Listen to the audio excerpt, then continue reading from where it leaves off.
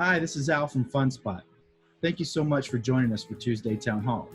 Now today we had a few technical difficulties that didn't allow us to record the entire session. However, we did want to make sure that you have a summary of what we talked about. So in the very beginning of this video, you'll hear me kind of give a summary after we see that the video is recorded. Thank you so much for joining us, and we hope to see you very soon.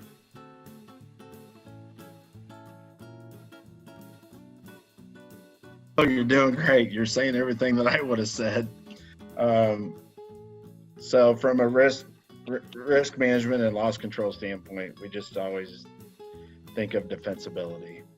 And any changes that you made, just like Tim said, obviously we don't want to make any changes to the manufacturer specifications. But once we do that, we really open ourselves up for litigation and some big exposures. So for anybody thinking about risk management and loss control, just think of the word defensibility. And that's all I got to say. Thanks for bringing me. We'll be back to you in a moment, Chad.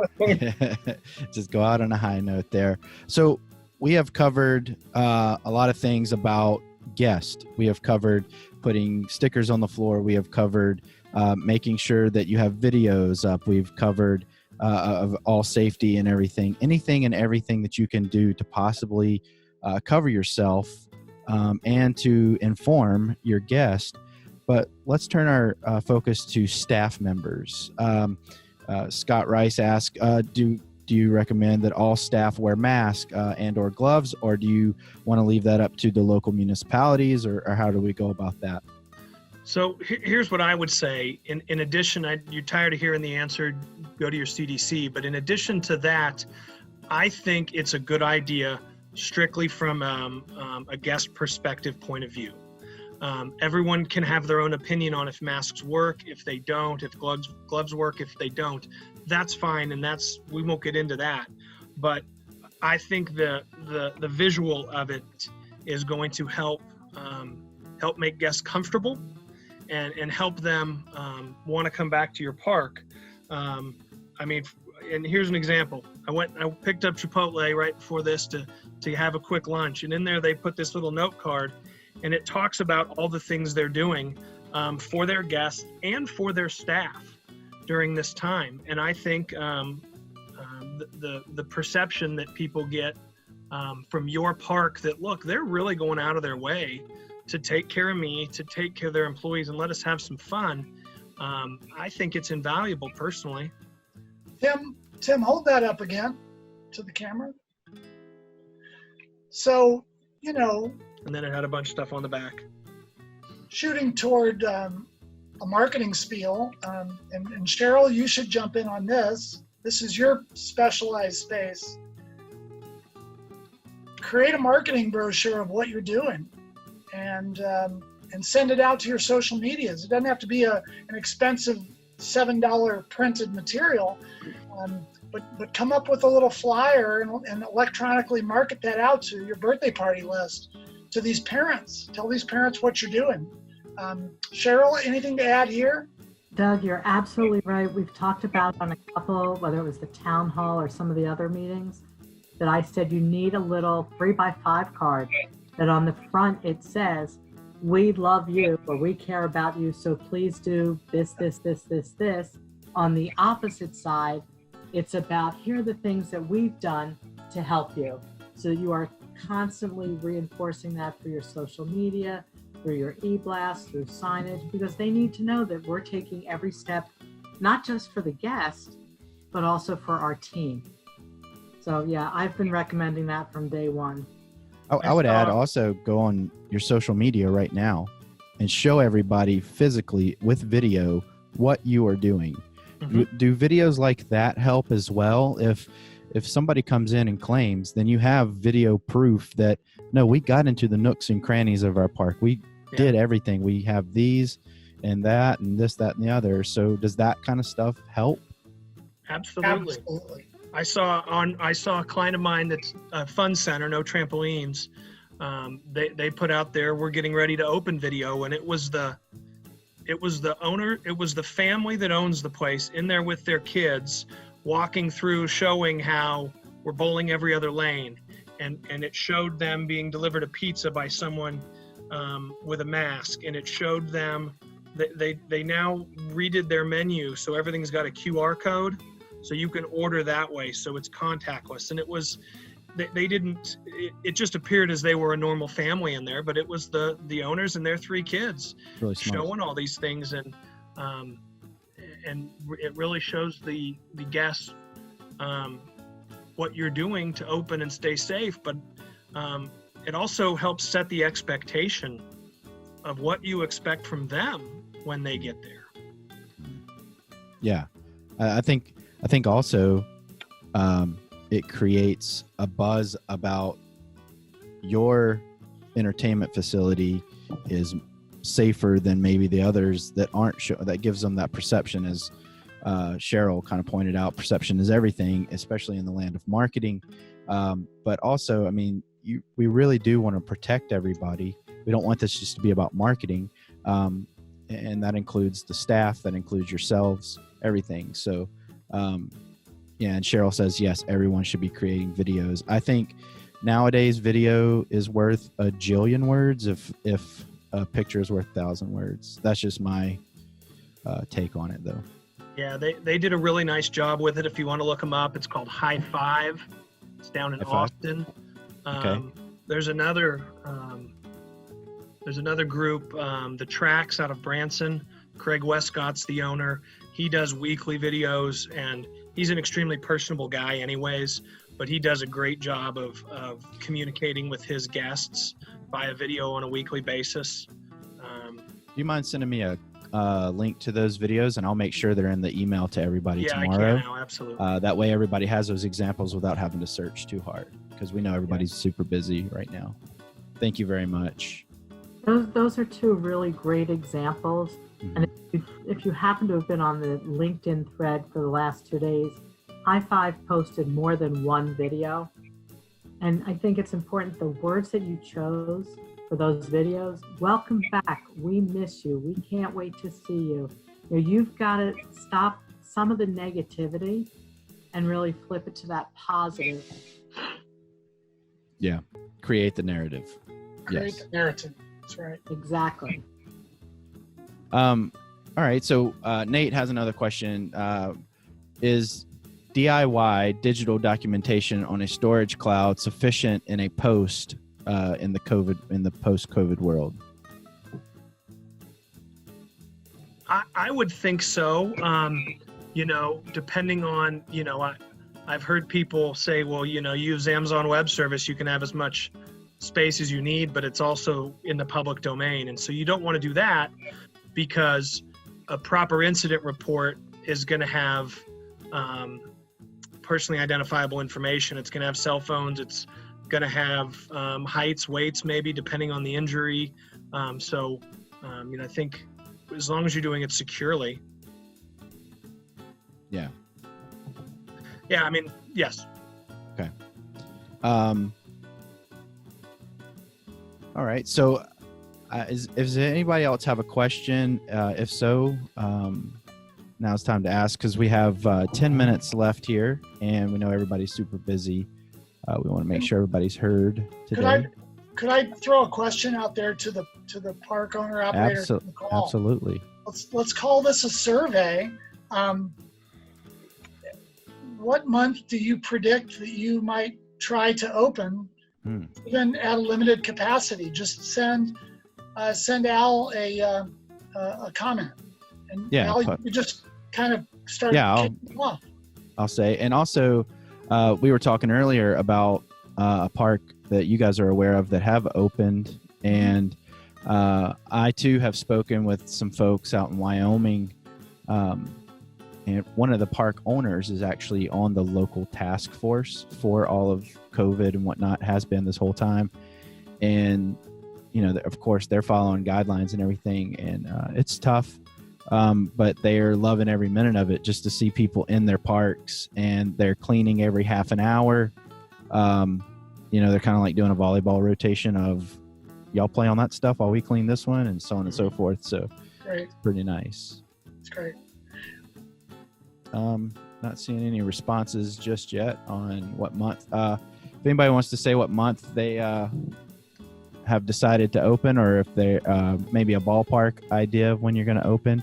And maybe we throw another caveat into that is, does anybody know the limitations on number of people in your building in your area?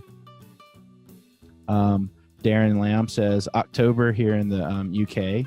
Okay. Great. Okay. Awesome. And so Nate has another question for you guys, actually. Would you recommend a fresh time of risk assessment, then decide which scripts / planned responses should be written from that assessment for your staff? Could you repeat the beginning part of the question? Sure. Would you recommend a fresh time of risk assessment, then decide which scripts, planned responses should be written from the assessment? Chat, how do you feel? Hang on, he's on mute. He's on So mute. I'm not sure I follow the fresh time of risk assessment, if that was a typo, but I do think that there is absolutely should be different scripts based on the incident. Okay. It's one thing to get a 17-year-old comfortable with what they're going to say to a 4-year-old and her mother if she fell and scraped her knee. And it's very different than what you're going to say and what you're going to do should you have a catastrophic injury, or a broken limb. So I do think they all have their own take. And not everyone, there's, if you have a serious accident, your rank and file court monitor is probably not going to be handling that as opposed to a manager or an owner. So they're going to have different levels of sophistication, for lack of a better term. Okay, awesome. So we have another couple more responses here. Looks like beginning of June for Vikas Sharma, and Jill Rempart said, I'm guessing in Illinois, looks like the end of June. So are you guys taking any measures to open that we haven't spoken about? Anybody out there that you find super important that everybody should know about? I'll share one thing that one of my fund center clients told me. Okay. He told me they're purposely going to wait 1 calendar week longer when they open from when they're allowed, because quite honestly, he wants to see other people do it first, and he wants to be able to learn from their mistakes or learn from their successes. He feels it's worth giving up whatever revenue he might make in that first week to get it right and to be more prepared. So, the owners and operators on here will make their decisions, but that was just an interesting comment that he shared with me. He doesn't see any upside in any need to be first right now. I think you're gonna. We've had similar conversations on the town hall here. Miguel here says in Puerto Rico, with the strictest lockdown since March 12th to June, looks like they've been moved from March 12th to June now. So that's what it's looking like now. So looks like June is going to be a big month for reopening a lot of our centers in October in the UK, as we saw earlier. And I'm sure it is different everywhere. And we understand that it is tough, and we understand that that it has been confusing in parts. And that's why we have the town hall here. That's why we have guests like Doug and Tim here. And we just want you to know that if you guys just need somebody to talk to or whatever, please feel free to reach out to us.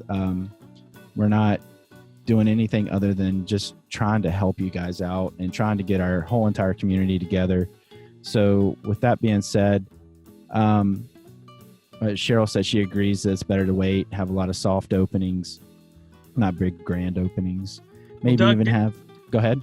Doug, didn't you share with me that when Chucky opened, he didn't advertise it, he staffed and turned it on to see it so he could get a slow trickle in to...